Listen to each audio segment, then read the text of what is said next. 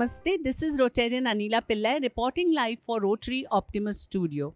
Friends, we are really blessed that our guest, Dr. Ankit Shah, is a keen observer of foreign policy and security. Dr. Ankit Shah.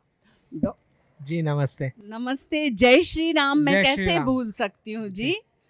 In present scenario, war scenario, how quickly is India's foreign policy evolving given the current geopolitical scenario? Well, India is in a very unique position given the background of this conflicts, the ongoing conflicts, be it Ukraine-Russia conflict or Iran-Israel conflict. The positioning that we have is that we do not support President Trump's war, which is have a concluding effect as to stealing Iranian oil at the end of this conflict. Absolutely. We are not with that, but we are certainly with Israel in their war of survival and existence.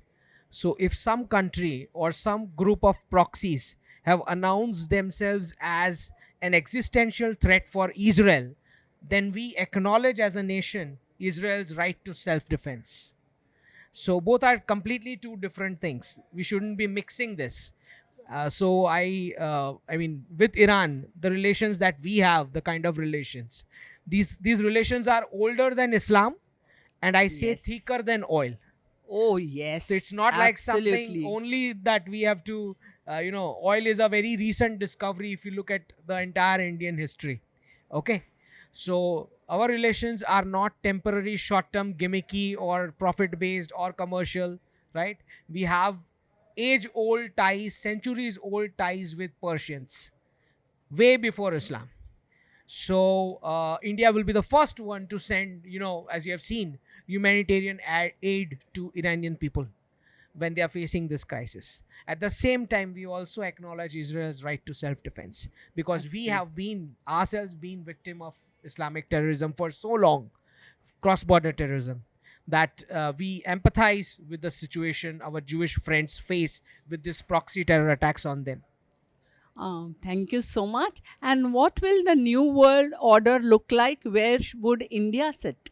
Well, it is very clear that by 2030, we will be in a position where the major economies of the world are directly linked to the growth of Bharat.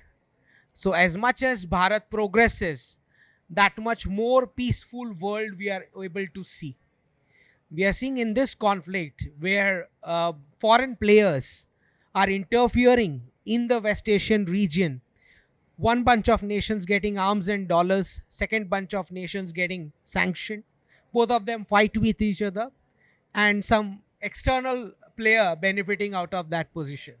So Bharat would want the regional players to improvise their neighborly relations and do correct investments in research, defense research, produce their own weapons so that this external reliance is gotten rid of.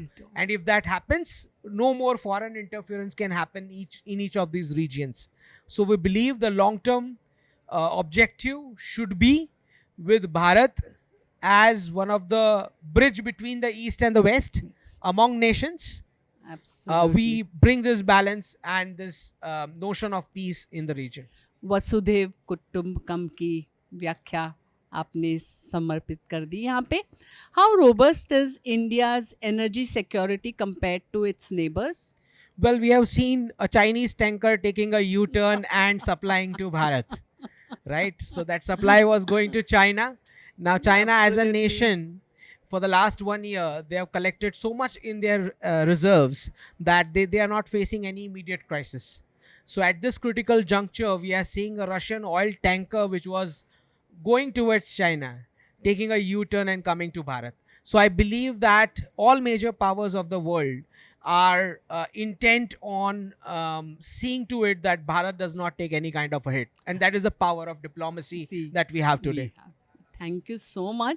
And what implication would India face or suffer due to Pakistan and Afghanistan war?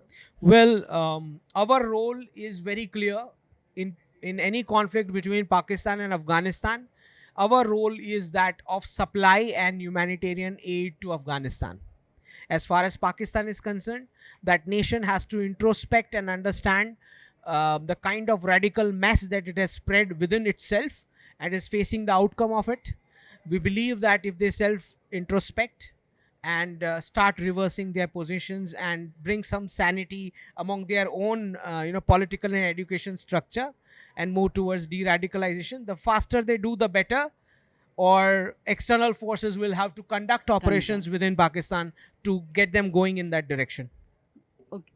And another question is that Iran's mosaic doctrine, how is it working? They have an independent province, 31 besides your Tehran, 30 Yeah. province. So Iran is like it's a huge country.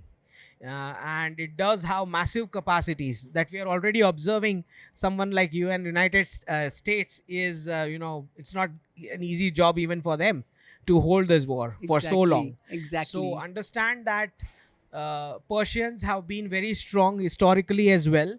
Even with the Islamic regime, the resolve to fight and defend themselves is very strong, as we are observing. I think there are some miscalculations from the Trump administration with respect to this conflict, which is why the rest of the world are also facing the consequences.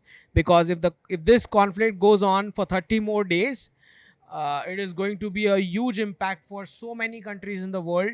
And I believe that India is in a unique position where we can actually, unlike Donald Trump, we can actually get a ceasefire if we step up and take that responsibility. Thank you so much, Dr. Ankit. And Ankit, I just want to share something. Your interviews are even observed closely by PMO office. I have no clue. I have no clue. Yeah. So let me share that. Thank you so much for being in our studio. Thank you very much. Dhanyawad.